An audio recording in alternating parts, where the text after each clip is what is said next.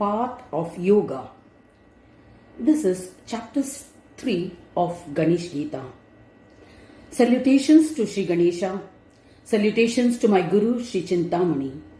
The central theme of this chapter is that Lord of Abheda, that is non-differentiation, is Ganesh, the place or state where all kinds of differences end and which is devoid of all emotions, is the state of Abheda or the state of non-differentiation called Gana. There are variety of differences. By accomplishing victory over those differences, one reaches a state of non-differentiation in each of those differences. That is the state of Abheda, of that difference or variation. In this manner, several Abhedas occur.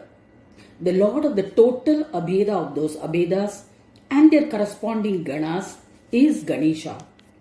Who is going to describe such a Ganesha and how? It is impossible to describe him because in that state, the object of description and the person who is describing him are not different from each other. The difference does not exist. Therefore, if a devotee of Ganesha happens to attain all the psychic powers in their entirety and reach that state of absolute siddhi, the realization of one's destiny takes place. In the emotion of surrendering, the only thing possible are salutations. The essence of this is that remembrance, chanting and observance of the name of Ganesha are all instruments that grant peace.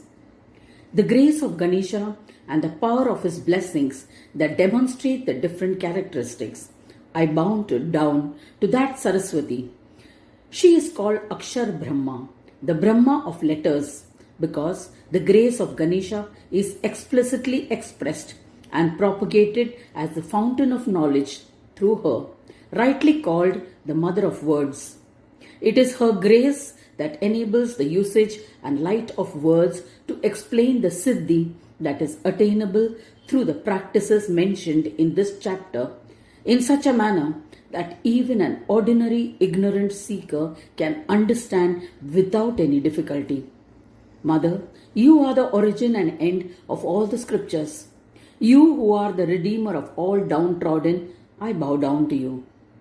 The one who has complete knowledge of Ganesha, the one who is a very embodiment, the one who has the power to bestow that complete knowledge, to that Sadguru, I bow down. Shri Gajanana Vacha Pura Sargadi Samaye Traigunyam Trainutaram Nirmaya Chainamavadam Vishnave Yogamuttamam.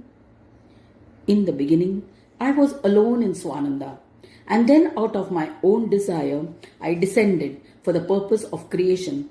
From my unmanifest form, I took 3 forms endowed with the 3 qualities Sat, Asat and Sama.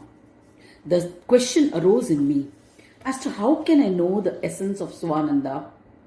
In answer to this question, from the 3 primordial forms, I became separated as the 3 qualities of Sat, Asat and Sama.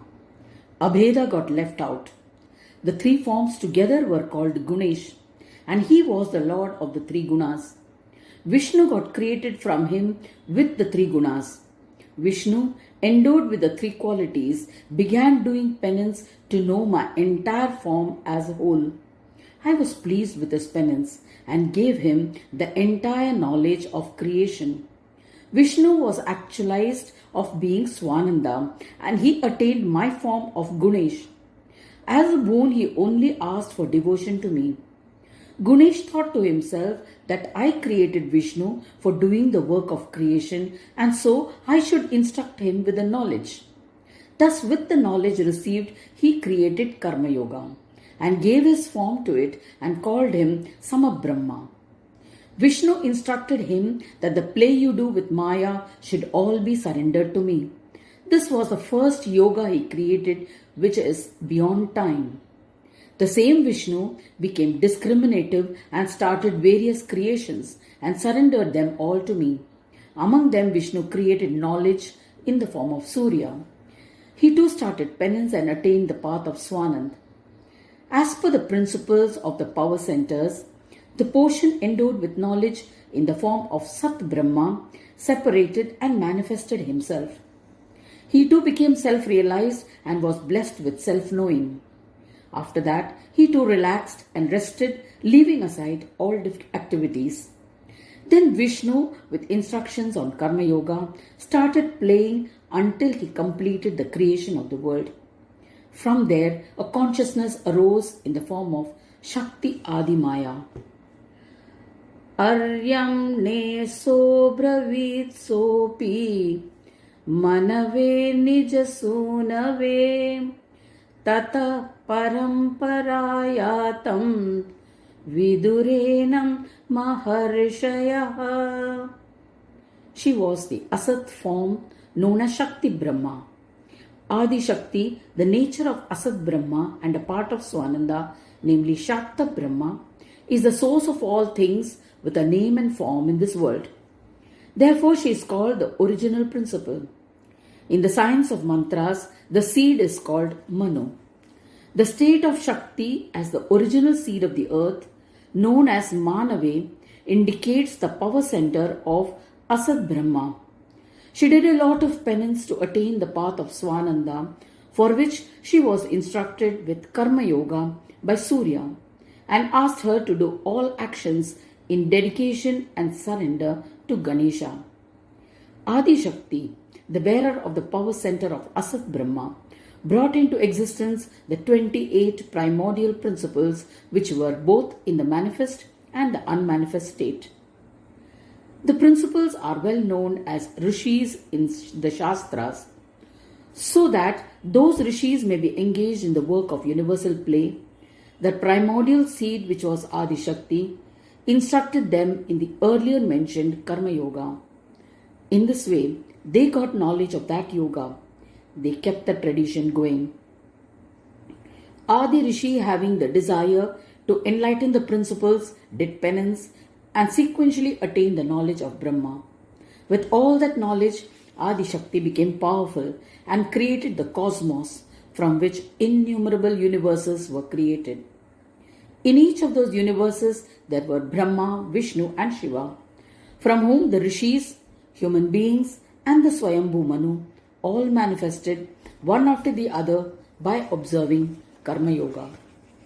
In this way, this yoga is very ancient, and since then the tradition of teacher taught, the Guru Shishya Parampara, has been going on.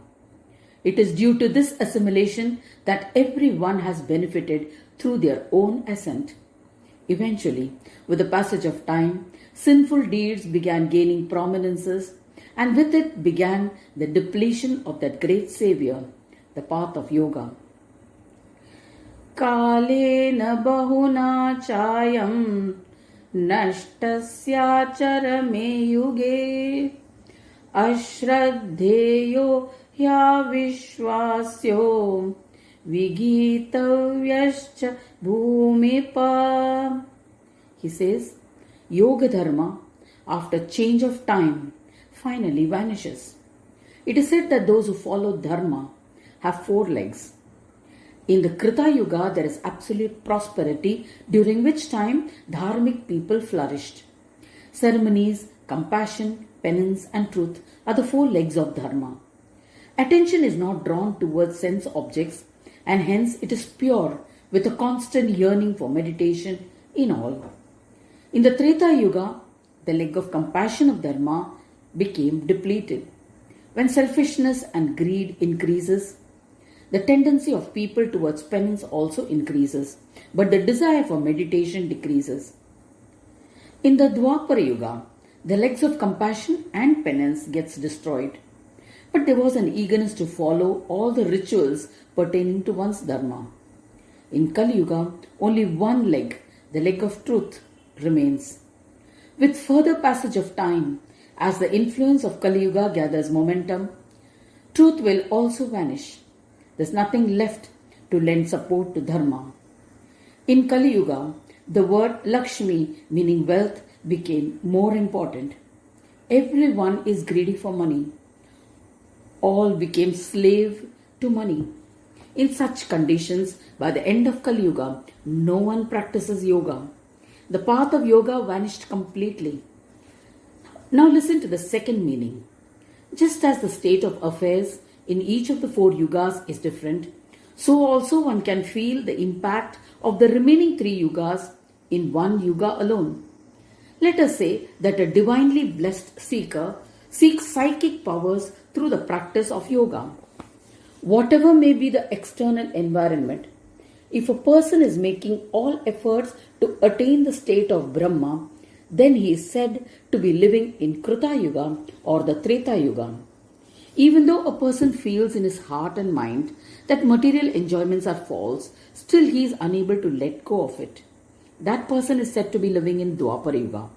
If a person who, without caring for merits or sins, engages himself in material enjoyments and exerts himself only for that, then such a person is said to be living in Kali Yuga. Thus, if we observe the characteristics, we can find all four yugas existing in a single yuga. In Kali Yuga, where greed for material enjoyments abounds, how can the qualities leading to knowledge of yoga become possible in a person who has the tendencies of Kali Yuga? It only gets destroyed. Understand this properly. There is one more meaning. The Turiya state is a state of Kruta Yuga. Treta Yuga is the state of deep sleep, and one who is in a dream state is said to be in the state of Dwapara Yuga. Kali Yuga then becomes the awakened state. In the awakened state, the attraction towards sense enjoyment is strong, so there is no time for yoga. That is the reason why Kali Yuga is considered the destroyer of yoga. The knowledge of yoga is absolutely divine. It cannot be demonstrated, which is why not many are able to put their faith in it. Besides, yoga has to be practiced for prolonged periods before its benefits can be realized. Hence, most people are not able to place their trust in it. Instant gratification being the order of the day, yoga does not appeal as truth to an ordinary intellect. What is a state beyond mind and speech? He talks about the state of avigitavya. The knowledge of yoga is so secretive that it can neither be expressed through mind and speech, nor is it devoid of mind and speech. Hence, it is neither easily comprehensible, nor is there anyone available who can explain it easily. A person who has done spiritual practices has the experience of self-realization, and he can only explain about yoga. To find such a person is very rare, and that is why yoga is called avigitavya, that which is unsung or expressed. Specifically, this yoga cannot be expressed explicitly in a way that someone can understand. So, in a way, it is not available for comprehension. This is the sum and substance of this yoga. He says in verse 4, Enan pura bhavam yogam Shrutavanasi manmukha Guhyat guhyatamam veda Rahasyam paramam shubham. After praising it so much, he proceeds to describe the importance and ancientness of this yoga. Shri Gajanan Prabhu says, when I spurred forth as Jagat Brahma, taking the support of Vainayaki Mahamaya and began my play, I created yoga.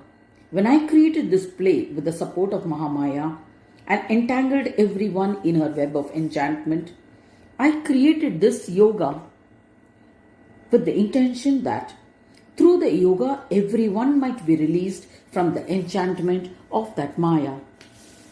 You have become deserving only due to my grace, and that is why you are listening to it from me.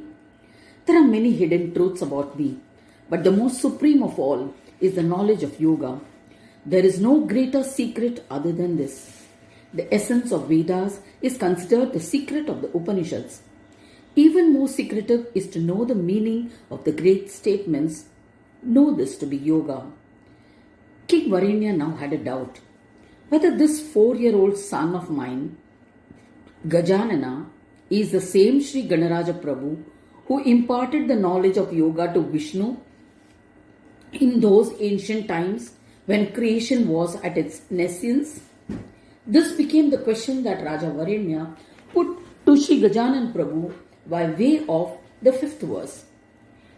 Varenya uvacha sampratam chavatirnosi garvatastvam gajanana proktavan katamenantvam Vishnave yogamuttamam. He said, Hey Prabhu Gajanana, you say that in those ancient times you had instructed Vishnu in this yoga. I have a doubt about it. Please clarify. Did you instruct Vishnu during this incarnation, or was it in some other incarnation? Also, you said that you had become the three power centers and had given instructions. That seems alright, since the waking and other states consists of the threefold qualities, and their non-differentiated aspect in the Turiya state will be in the form of Gaja. Keeping that in mind, in this incarnation, you have taken the form of Gajavadana, the face of an elephant and the body of a human being. You being the threesome is clear, but this present incarnation is from the womb of my wife. Your present age is 4. Then when and how did you instruct Vishnu? This is my doubt. If it was in some other incarnation, then a second bigger doubt arises. And that is, how do you remember what took place in that other birth, in this present birth? I am highly surprised at this. You are saying that Vishnu belongs to those very ancient times of creation. Then how do we understand this phenomenon? This yoga is very secretive and ancient. I have no doubt about that at all. But I want you to clarify about the incarnation, the body that you have taken.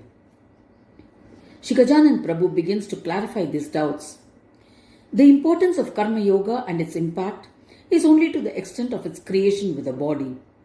It is through steadfastness that the knowing of its reflections on the body happens, after which only the contemplation of the Atma happens.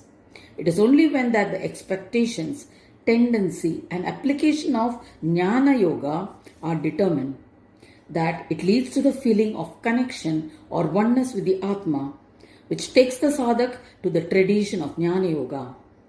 I am the Atma and so am beyond birth and death. Since only the organ of Ajay is a complete mass of knowledge, your doubts are in vain. So Shri Gajanana replies, Shri Gajanana Vacha Anekani Chate Janma Natitani Mamapicha Samsmaretani Sarvani Nasmritistava Vartate. So in verse 6, Shri Gajanana Prabhu says, listen to the glory of my present form, through which all your doubts will vanish. Jivas like you find themselves caught in the cycle of birth and death, which is due to the destiny of karmas. By performing all the auspicious and inauspicious karmas, you will be moving between heaven and hell and enjoying the pleasures or pain thereof. Similarly, you too have undergone several cycles of birth and death. However, retaining the memory of those lives is not possible for you because that is the nature of a jiva. His knowing is limited due to him being subservient to the enchantments of material enjoyments of the world. But my situation is not like that. I take birth only for the benevolence of the people. Therefore, I do not have to experience the effects of the past karmas. By my mere desire, I accept Maya and take birth. In other words, it is surrendered to me and remains within my strength. I, being the master and an independent witness, I have the memory of all my previous and future incarnations. There is no loss of memory of incidents. These are the powers of my eternal supremacy. In short, you being a soul who has taken birth are dependent on your past karmas. You do not have memory of the incidents of your innumerable lifetimes. But for me, I being subject to my own powers have the memory of all the lives that I have taken. He goes on to elaborate the same thing in the following verse. Matta eva mahabaho jata vishwadayas sura mayyeva chalayam yanti pralayeshu yuge yuge. Shri Gajanan Prabhu says, I, the all-knowing bearer of glory, am the origin of all. Everything takes birth from me alone. However, there is no diminishing or enhancement in my divine glory. Bearers of divine glory like Shiva, Vishnu and others have taken their birth eons of time before from me whenever there is creation, and they become absorbed in me when there is a universal annihilation.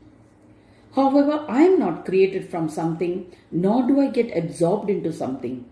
Understand the special meaning and its significance. The abode of Vishnu, Shiva and others, like Vaikuntha, Kailash, etc., is subject to destruction. Swananda Loka is only one which is beyond destruction. This has also been reflected in the Vedas and Upanishads. I, alone being the mother and father of all, have no father or mother. That is why I am called Jeshtaraj, the most senior of all, says Gajanan Prabhu. Among the 33 crore deities, Indra is the supreme. In this manner, everyone has their own respective supreme deity. They may be the senior most, but the senior most among all of them, seniors, is me and me alone. The mother and father of all, the Jeshtaraj, that is me, is worshipped first and worshipped by all. This unique importance of position has not been bestowed upon anyone else. Shri Gargya Maharshi writes, Shri Gajanan Prabhu says to King Varenya, the triad whom I, Ganesh, the Lord of Swananda, gives support to, Vishnu and the other gods, have all manifested out of me. There is no doubt about it. The description of Ganesha being born from Vishnu Brahma at the beginning of creation has also appeared. Speaking about the significance of this, he says that at the very beginning, the self-knowing, absolute, glorious, supreme, from whom the Asat, Sat, Sama and Sahaja Brahma powers were created, are worshipped in the self-knowing form of Swanandesh, that is Lord of Swananda, and have acquired the capabilities of creating the world and thereafter created this whole world. At that time, when they asked for a boon, I, Swananda Ganesh, with a part of myself, took birth as their son. Just like presently I have taken birth as your son, and therefore you are my origin. Can that be determined? Truly not. So also, during the days they were being created, if there is a description of my having taken birth from them, then that birth will be a portion or part of my being, and it has to be considered as self-willed and for the purpose of play alone. So it's not correct to understand that just as the original Vishnu, Shiva and others bearing the glory of Brahma are created from me, in the same way, I being the primordial form gets created from them. In the original verse, in the word Mateva, the Eva is for this purpose. Even though Vishnu, Shiva and others were created from me, and at the end of the world they get absorbed into me, is true, the glory of the self form does not become big or small in any way. This means that their actual connection to their annihilation and creation does not actually take place. So he says in the 8th verse, Ahameva paro brahma maharudro ahameva cha ahameva jagat sarva sthavaram jagamanchayad. Shri Gajanan Prabhu says, the play of Vishwa Brahma, the world as a whole, have all been created from the creative part of my own self. Listen to how that takes place. The bearers of the threefold qualities are Brahma, Vishnu and Shiva of Sattva, Rajas and Tamoguna. They all have been created out of my own creative powers. The movement of the things being movable in nature, which is stable, does not do any activity. They are called immovable. Thus, all that is immovable and movable have all been created from me.